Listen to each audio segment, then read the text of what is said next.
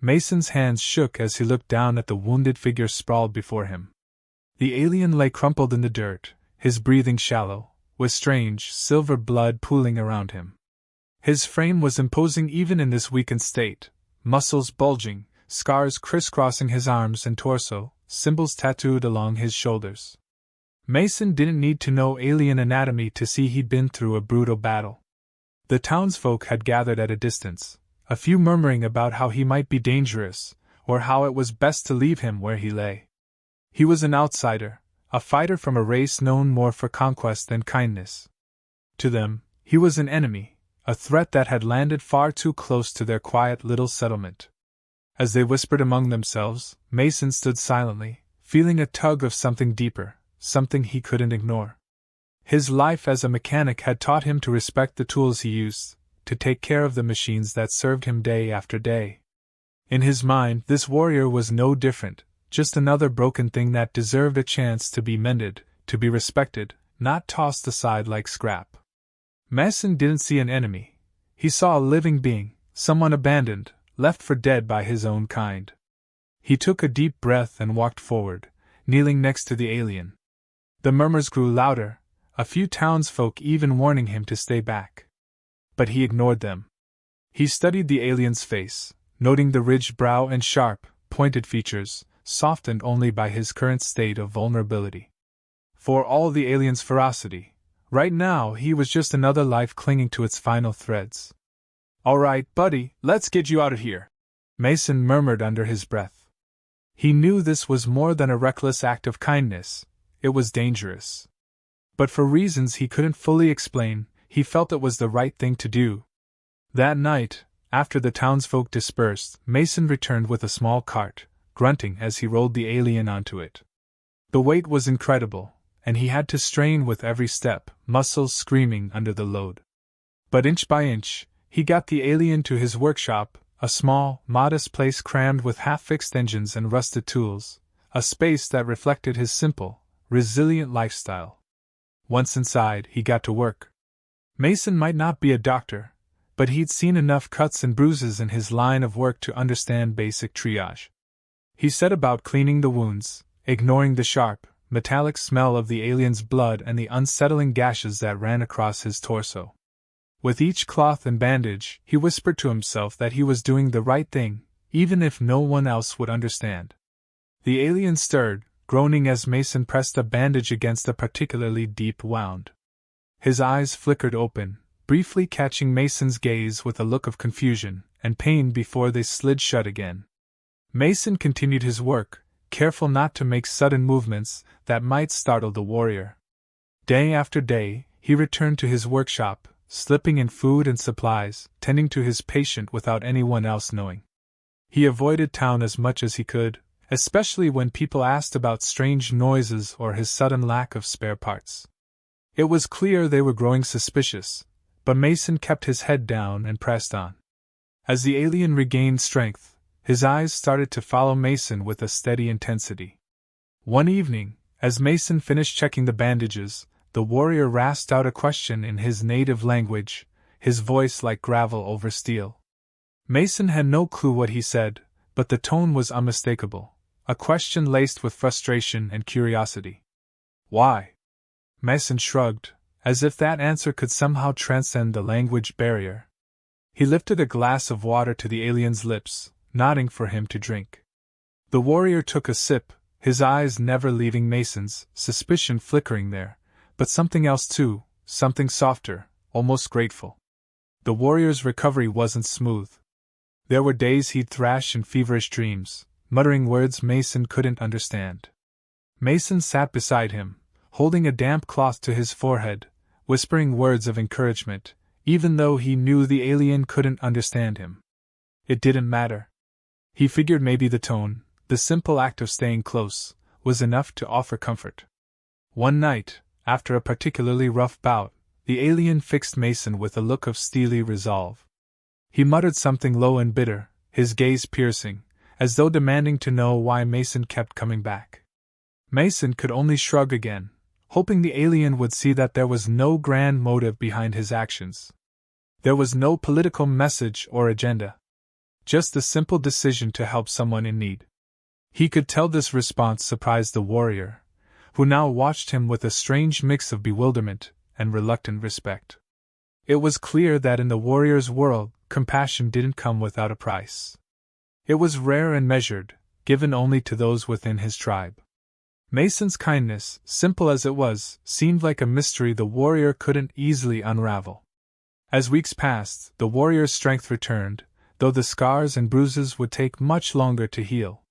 Mason noticed how his stance became more self-assured, more guarded, as if the warrior were preparing to face whatever had cast him aside. In quiet moments, Mason caught him glancing at the tools and engines scattered around the workshop, a curiosity softening his harsh exterior.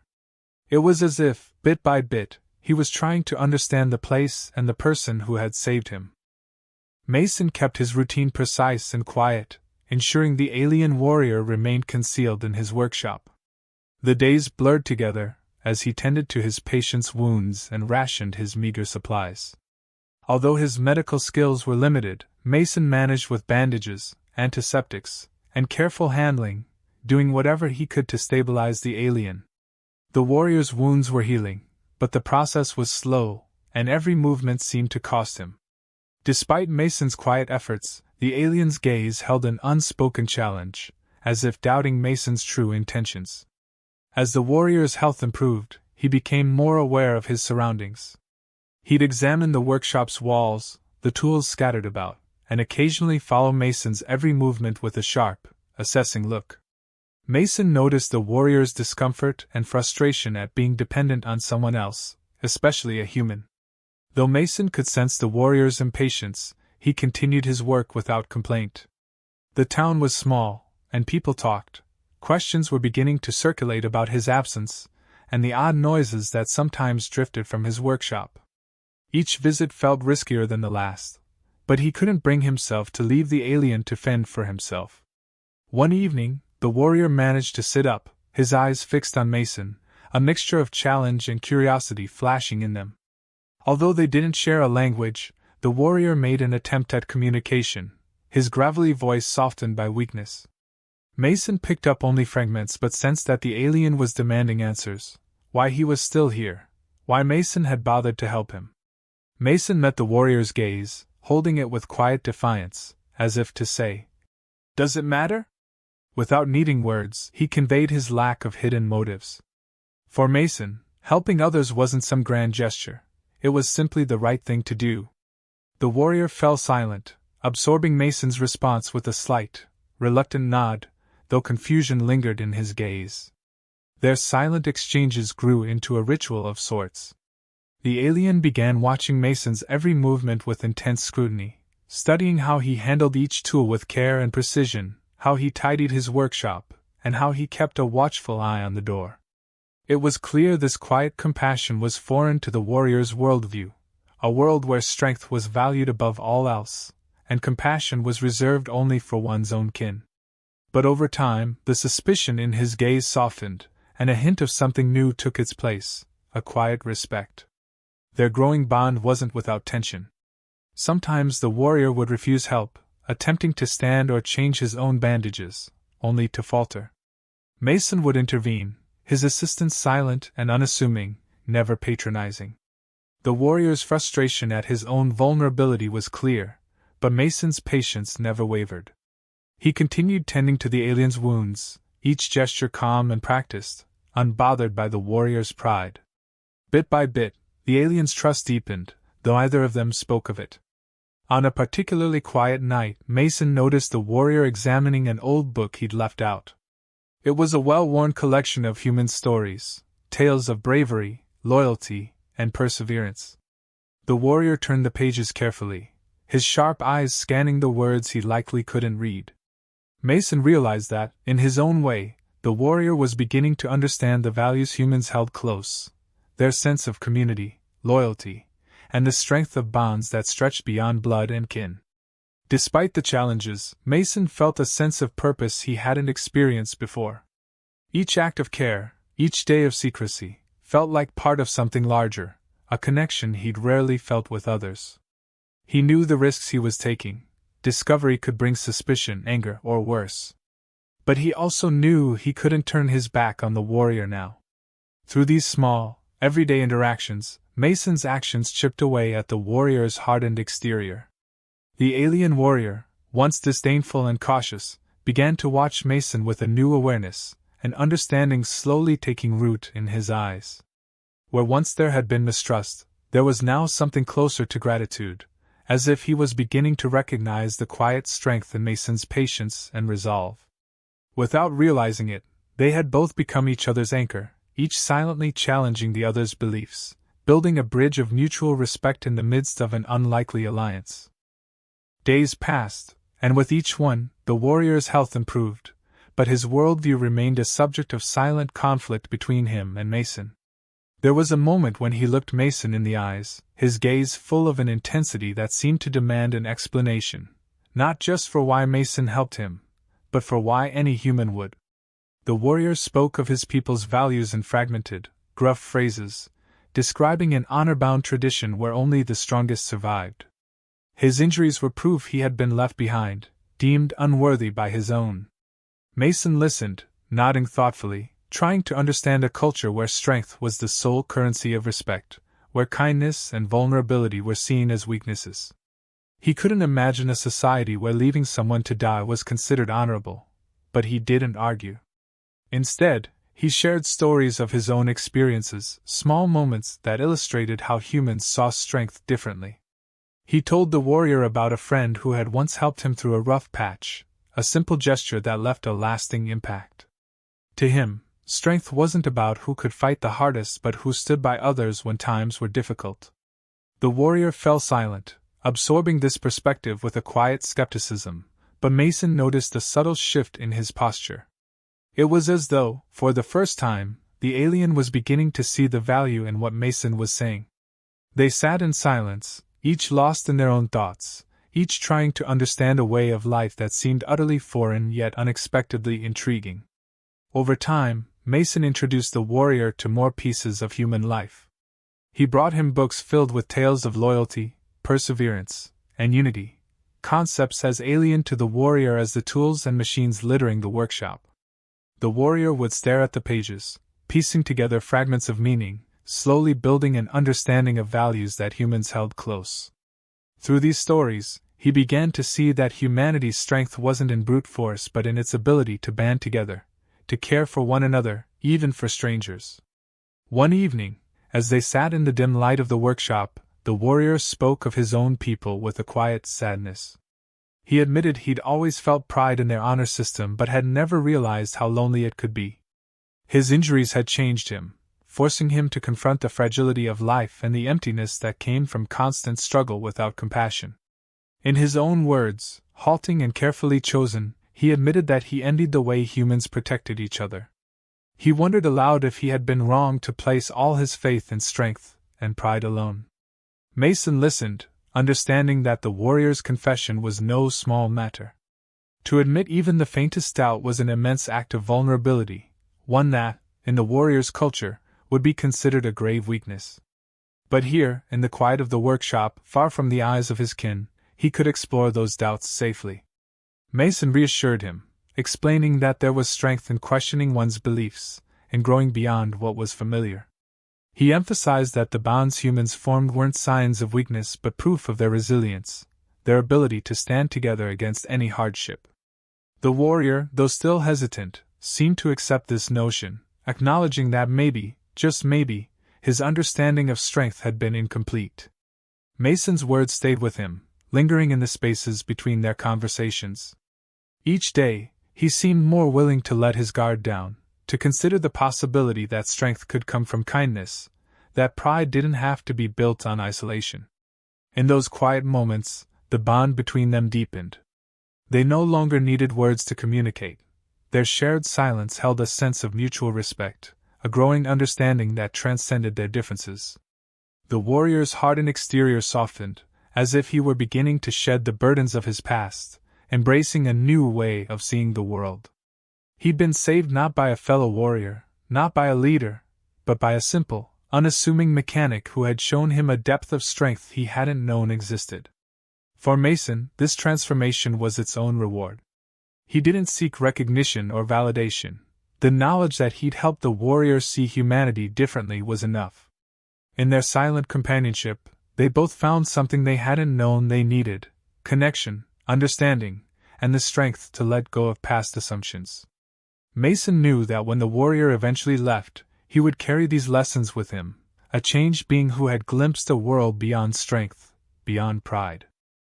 As the warrior's strength returned, so did the inevitability of his departure. Mason knew this was coming. The alien's wounds were healing, his posture more upright, his movements steady. But there was a difference now. His gaze held a depth that hadn't been there before, a glint of something Mason recognized as understanding, even gratitude.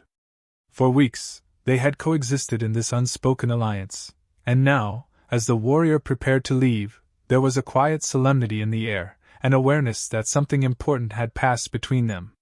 The townsfolk, however, had become restless. Rumors had spread about missing supplies, strange sounds in Mason's workshop, and his frequent absences. Whispers of suspicion turned to accusations, and it wasn't long before a group gathered outside the workshop, demanding answers. They wanted to know why Mason had been so secretive, what he was hiding, and if he'd betrayed them by harboring a potential enemy. Their anger was palpable, but Mason remained calm, his gaze steady as he faced them, refusing to reveal the truth without cause. Just as the confrontation began to escalate, the warrior stepped forward. In a firm but quiet voice, he addressed the crowd, speaking in a halting version of their language. He didn't attempt to defend himself but instead spoke with an unexpected humility, explaining that he had been left behind by his own people, deemed unworthy of survival. The crowd listened, silenced by his frankness and the raw honesty in his words. He admitted that it was Mason, a human he had once seen as insignificant, who had saved him and given him a new understanding of compassion, a concept foreign to his people. The townsfolk, initially hostile, softened as they listened. The warrior's vulnerability and gratitude toward Mason struck a chord with them. Slowly, anger faded into curiosity, even respect, as they realized that this fierce being, who could have posed a threat, had instead come to honor the man who had shown him mercy. The warrior spoke of human resilience, loyalty, and kindness, things he'd witnessed in Mason's actions, things he'd come to admire. In his words, they saw a reflection of their own values, a reminder of the strength that lay not in power but in unity and compassion. Before he left, the warrior turned to Mason, a look of quiet respect in his eyes. He extended a small token, an intricately carved emblem symbolizing his newfound understanding and his gratitude. It was a gesture of honor, an acknowledgement of Mason's impact that would forever tie them together. Mason accepted it, nodding in silent acknowledgement, knowing words weren't needed to convey the significance of the moment. With a final glance, the warrior departed, walking away from the workshop, the town, and the life that had saved him. He left not as a stranger but as an ally, changed by the unexpected kindness he had found in humanity.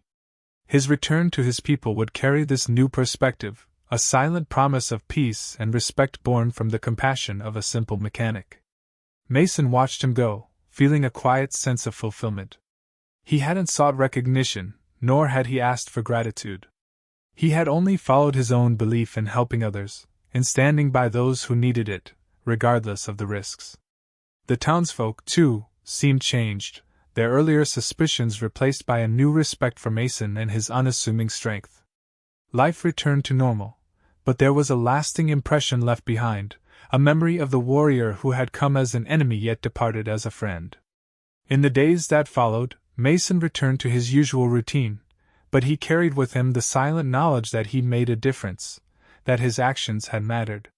His life remained quiet, unremarkable to the outside world, but he knew that somewhere in the vastness of space, an alien warrior remembered the kindness of one human. The connection they'd forged, the lessons they'd shared, were a testament to the strength of empathy, a strength that transcended species, honor, and pride.